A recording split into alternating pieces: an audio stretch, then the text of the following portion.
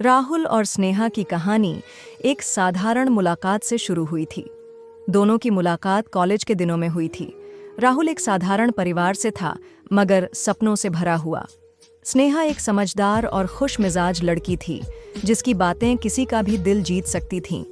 दोनों की दोस्ती कब प्यार में बदल गई, यह न तो राहुल को पता चला और न ही स्नेहा को। प्यार का सफर समय बीतता गया और दोनों का रिश्ता मजबूत होता चला गया। राहुल हमेशा स्नेहा के साथ अपने भविष्य की बातें करता था, कैसे वह एक अच्छा करियर बनाएगा, कैसे वह स्नेहा को एक खुशहाल जिंदगी देगा।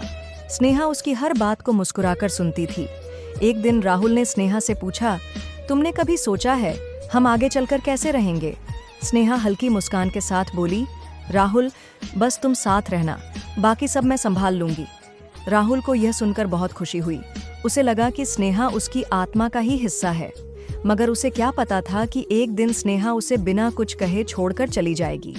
अचानक बिछड़ना एक दिन राहुल सुबह उठा और उसने स्नेहा को फोन किया, मगर फोन स्विच ऑफ था।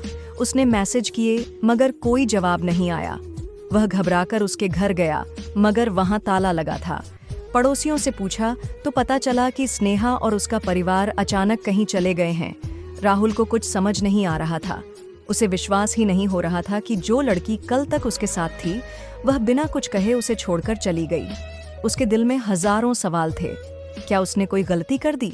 क्या स्नेहा को उससे कोई शिकायत थी? क्या कोई और उसकी जिंदगी में आ गया? सालों तक सवाल, दिन, महीने और फिर साल बीत गए, मगर राहुल के सवाल वहीं के वहीं थे। उसने कई बार स्नेहा को ढूंढने की कोशिश की, मगर कोई सुराग नहीं मिला।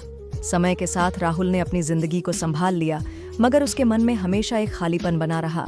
राहुल की जिंदगी में और लोग आए, मगर वह कभी किसी को अपना नहीं पाया। हर लड़की में वह स्नेहा की झलक खोजता, मगर कोई भी उसकी जगह नहीं ले सका। सच का सामना करीब 10 साल बाद राहुल किसी काम से दूसरे शहर गया। वहां अचानक उसकी मुलाकात एक पुरानी सहेली नेहा से हुई। उसने झिझकते हुए पूछा, नेहा, तुम्हें स्नेहा के बारे में कुछ पता है?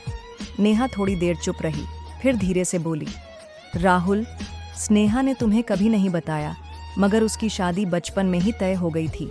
वह तुम्हें छोड़ना नहीं चाहती थी, मगर उसे जाना पड़ा। उसने चाहा कि वह तुम्हें बता दे, मगर उसे डर था कि तुम उसे रोकने की कोशिश करोगे, इसलिए उसने चुपचाप जाने का फैसला किया। राहुल सुनकर स्तब्ध रह गया। उसे समझ नहीं आ रहा था कि वह क्या कहे। इतने सालों तक वह जिस वजह को खोज रहा था, वह इतनी साधारण थी, मगर स्नेहा ने उसे बताया नहीं। राहुल ने आसमान की ओर देखा और हल्की मुस्कान आई। उसे एहसास हुआ कि अब वह स्नेहा को दोष नहीं दे सकता।